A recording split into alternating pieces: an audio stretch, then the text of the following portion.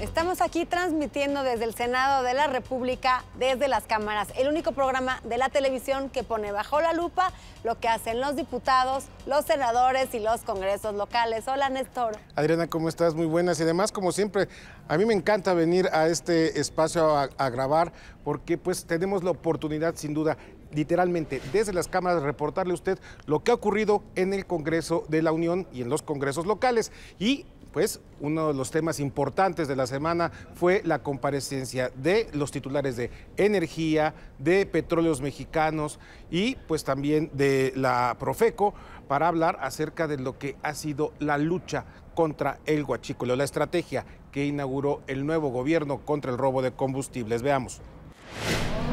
Ante diputados y senadores de la Comisión Permanente del Congreso, funcionarios de Energía, Pemex, Hacienda y Profeco reconocieron la gravedad del robo de combustible y defendieron la estrategia del gobierno federal. Las tomas clandestinas pasaron de 800 en 2013 a 14,894 en 2018. Había que cerrar los ductos. Se tomaron estas medidas al quedar en plena evidencia prácticamente una empresa paralela dedicada a robar y vender en un mercado negro el combustible ilegal, ocasionando un quebranto a las finanzas de Pemex y del país. ¿Por qué escogen el peor momento para tomar decisiones con ese tipo de consecuencias, pudiéndose haber esperado hasta después del 15 de enero? Porque cuando llegamos vimos que había un delito y no íbamos a estar permitiendo que el delito continuara y nosotros estar de cómplices. Hoy aseguran que se roban 65% menos combustible que el año pasado y confiaron en que el suministro se regularice a la brevedad. Se informó a los legisladores que de diciembre a la fecha hay 558 detenidos de bandas de huachicoleros y habrá más denuncias en las próximas horas. En algunos casos, un grupo de gasolineras que llegó a vender 59 millones de litros más durante 2017 y 2018 de lo que se había comprado a Pemex o se había importado. Los funcionarios señalaron que en este año quedará resuelto el robo de combustible en el país. El secretario de Educación, Esteban Moctezuma, tuvo una reunión con las comisiones involucradas en la reforma educativa en la Cámara de Diputados. En estas carpetas están los resultados de la consulta nacional por una educación de calidad. El titular de la SEP, Esteban Moctezuma Barragán, se las entregó a los diputados para fundamentar su petición, derogar y reformar los artículos 3, 31 y 73 de la Constitución, artículos que permitieron la creación de la llamada reforma educativa en el sexenio anterior. La reforma no ha tenido resultados que mejoren la calidad educativa, ya que la mayoría de los estudiantes de educación básica se encuentran en el nivel más bajo de logro educativo, 56,7% en matemáticas y el 48,1% en lenguaje y comunicación. Moctezuma Barragán explicó a los legisladores que la iniciativa del nuevo gobierno busca mejorar la capacitación de los maestros, hacer obligatoria la educación superior, crear 100 universidades y otorgar 10 millones de becas. Los diputados del PRI y del PAN fijaron sus posiciones, explicaron que están en contra de la desaparición del Instituto Nacional de Evaluación de la Educación. No estamos de acuerdo con que desaparezca la constitución en servicio profesional docente, ya que estos mecanismos permiten que los maestros puedan obtener sus plazas a través de un concurso y pueda ser de manera clara y transparente, que no sea como antes donde prevalecía la opacidad y que no se vendan o se hereden las plazas como se ha venido corrigiendo. El secretario de Educación les contestó que se creará el Instituto Nacional para la Revalorización del Magisterio. Dejará de perseguirse a los maestros, pero se les capacitará. Lo mejor de la educación está por venir. Con la aprobación de la iniciativa daremos un paso decisivo para avanzar en la cuarta transformación, con una escuela abierta a la sociedad que se transforme en un verdadero centro de aprendizaje comunitario. Por lo pronto, las comisiones de la Cámara de Diputados acordaron sesionar a partir del 6 de febrero para analizar la propuesta.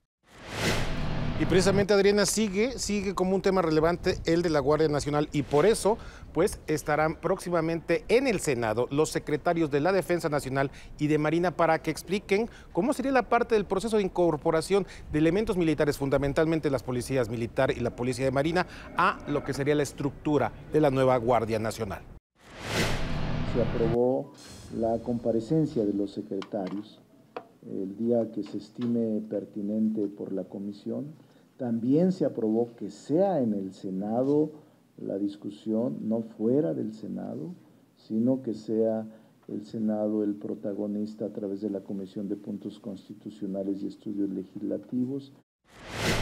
Y el ya ratificado coordinador en el Senado de los panistas nos va a platicar sobre la agenda del próximo periodo ordinario de sesiones, que básicamente es sobre la Guardia Nacional.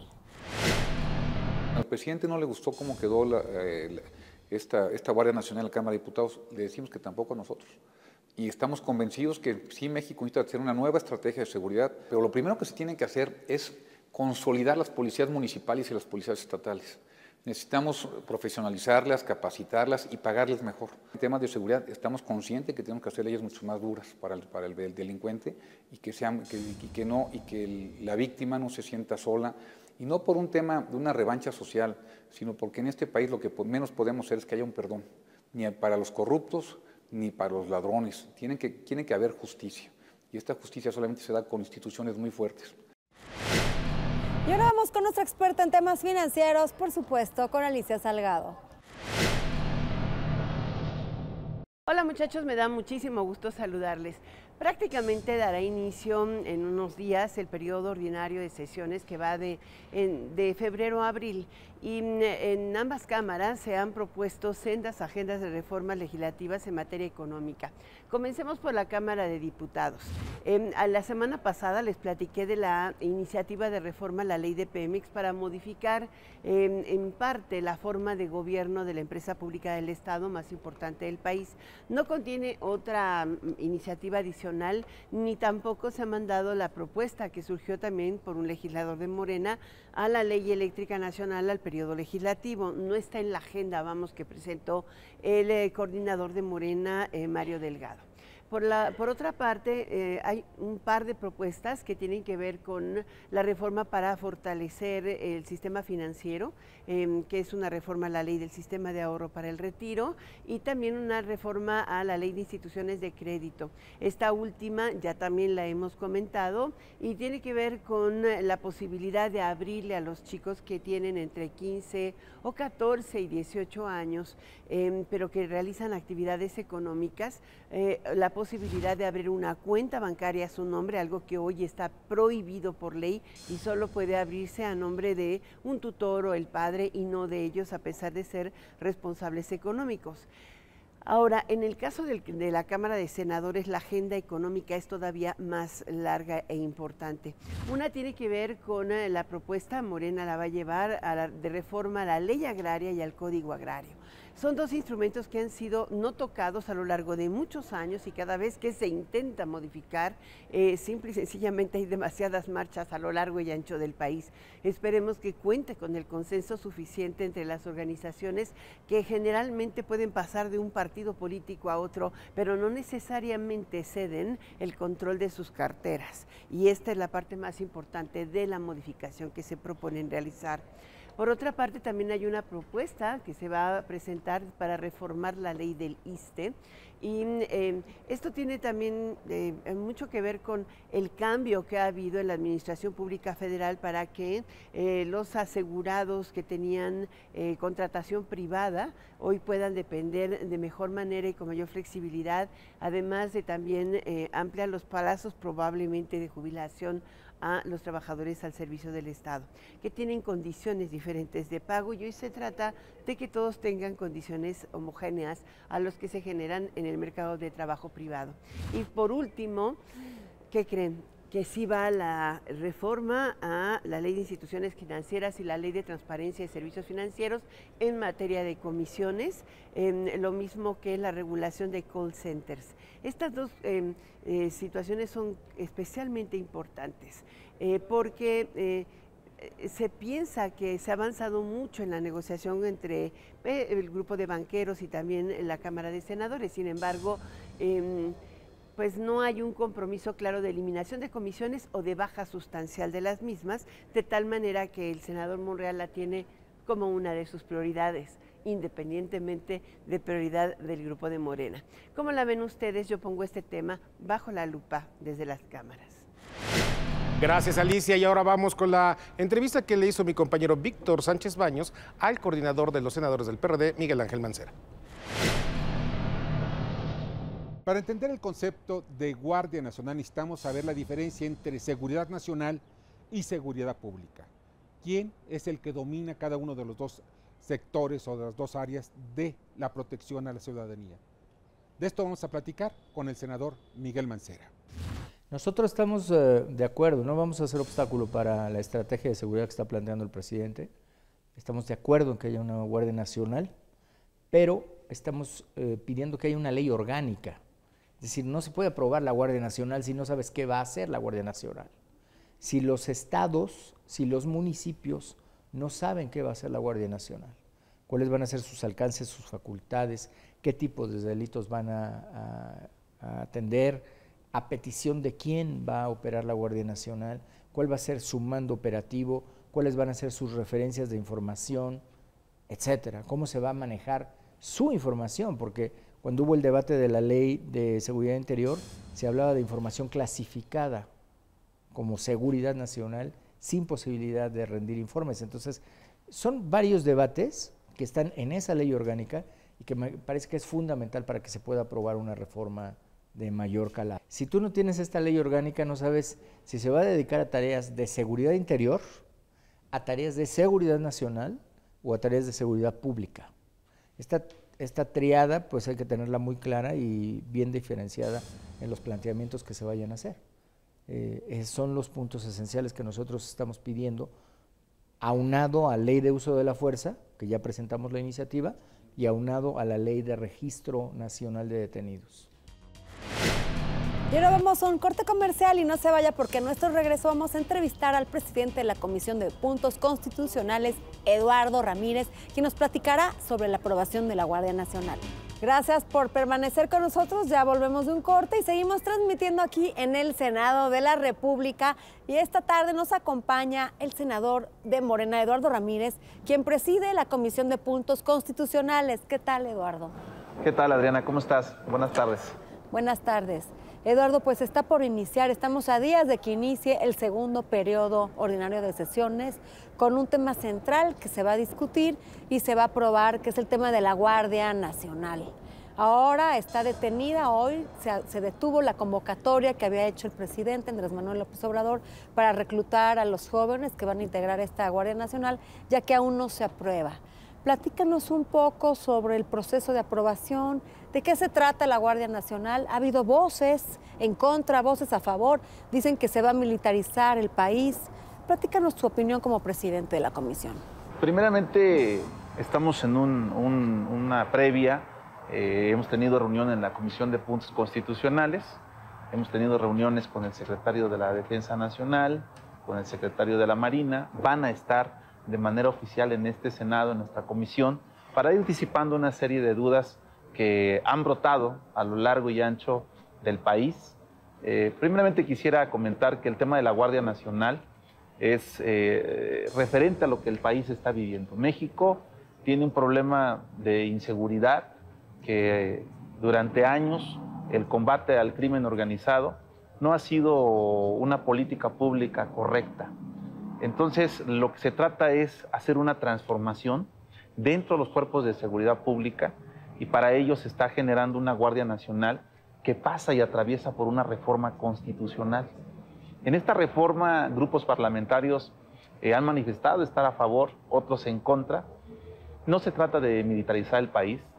Yo quiero hacer un reconocimiento amplio, profundo a las Fuerzas Armadas, al Ejército, a la Marina, porque ellos han estado haciendo un trabajo en la calle en los últimos 12 años y no tienen un marco jurídico que regule su actuación.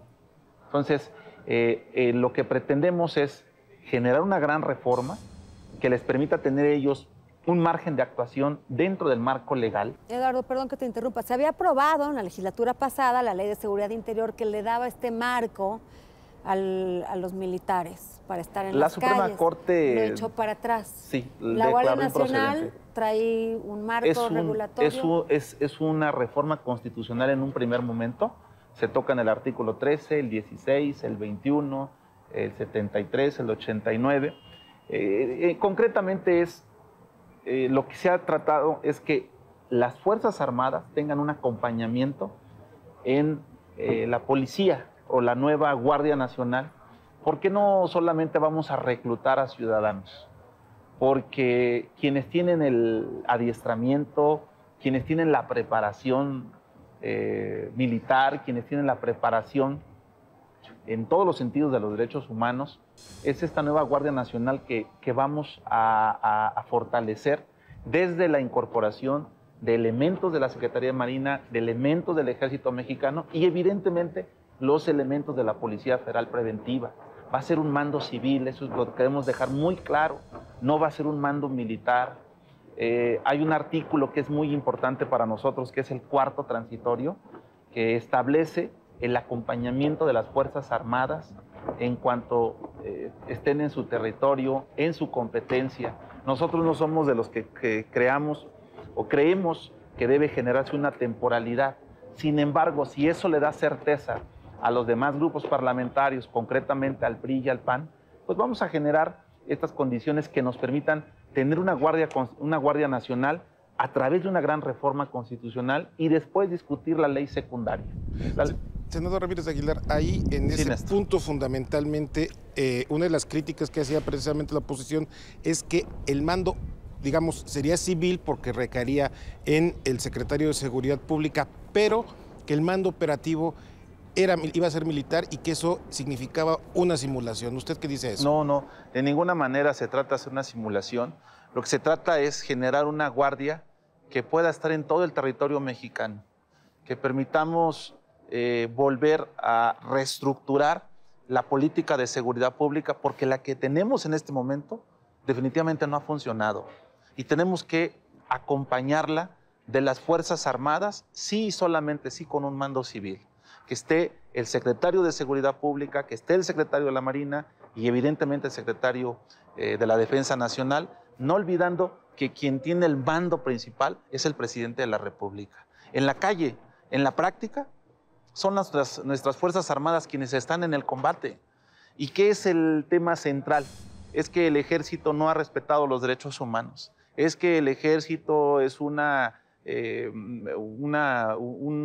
guardia o es una policía que está preparada para la guerra, no para el combate al crimen organizado. Hay muchos temas que vamos a discutir, pero yo soy de los que creo que sí debe estar el acompañamiento de las Fuerzas Armadas, porque ellos han tenido el adiestramiento.